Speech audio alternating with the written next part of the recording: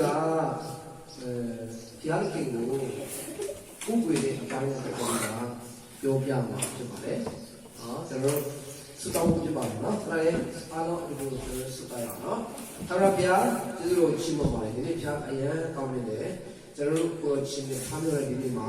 ဒီကိတော့ဘုရားခင်ကိုယုံကြည်တဲ့ဒီသားစုတွေဘုရားခင်ရဲ့နှုတ်ကပတ်တော်ကိုကြားပြီးရတဲ့အခွင့်အလန်းရှိတဲ့အတွက်ကြောင့်ဘုရားကြီးကျေးဇူးတော်ကိုတားပြီးချီးမွမ်းပါတယ်။နှုတ်ကပတ်တော်ကျွန်တော်အားလုံးအတွက်ကောင်းချီးဖြစ်စေပါ။အသက်ရှင်တဲ့ယေရှုခရစ်နာမကိုပြုရစက္ကန့်စတောင်းပါ၏။အာမင်။နှုတ်ကပတ်တော်လေးကိုဖတ်ပြခြင်းနဲ့တရားလေးစိတ်ကိုရတော့စတယ်။ဒီကျွန်တော်ဖတ်ပြလို့လေအဲ့လိုလေဆိုပြီးပါငါဒီအသက်ရှင်ခြင်းကထာဝရဘုရားကိုချီးမွမ်းမည်ငါဖြစ်စေကာလပတ်လုံးငါဘုရားသခင်ကိုထောမနာတခြင်းဆိုမည်အာမင်ဒီတရားလေးစလေးခုကျွန်တော်စာလံကိုလည်းကျွန်တော်တို့ဖတ်မှာဖြစ်ပါတယ်နော်အားလုံးလိုက်ဆိုရင်ကောင်းပါပါအပိုင်းငယ်ကတော့145ခုနဲ့တော့စတယ်နော်အပိုင်းငယ်နှစ်ကိုဖတ်မှာဖြစ်ပါတယ်ကိုတော်ကိုနှစ်တိုင်းစိတ်ကောင်းကြည့်ပေးပါမယ်နာမတော်ကိုဘာဆက်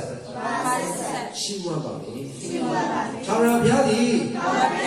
ကြီးမြတ်၍အလိုချီးမွမ်းဖွယ်ဖြစ်တော်မူသည်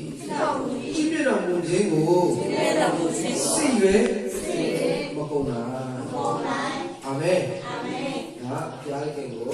ဆာလဆရာကတကယ်ကိုချီးမွမ်းထိုက်တဲ့ဘုရားကိုဥပွေခြင်းချီးမွမ်းခြင်းကိုကျွန်တော်တို့ကို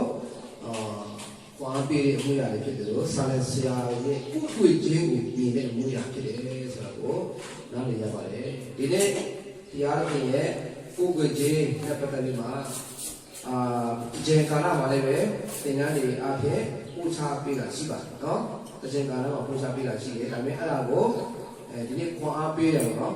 အဲ့ဒီမှာသင်္ကန်းပေးလို့တက်မဟုတ်ဘူးဒီနေ့ကဆိုလို့ရှိရင်ပြီးခဲ့တဲ့ဘက်ကလည်းခွန်အားပေးဖို့